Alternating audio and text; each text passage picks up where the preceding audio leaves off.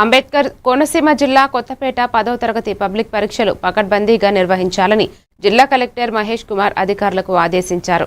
స్థానిక జెడ్పీ ఉన్నత పాఠశాల పరీక్షా కేంద్రాన్ని సందర్శించిన ఆయన ఏర్పాట్లను పరిశీలించారు.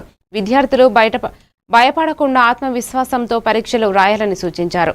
నిర్ణీత సమయం తర్వాత పరీక్షా కేంద్రంలోకి అనుమతి ఉండదని, మొబైల్ ఫోన్లు వంటి ఎలక్ట్రానిక్ పరికరాలు తీసుకురావద్దని తెలిపారు.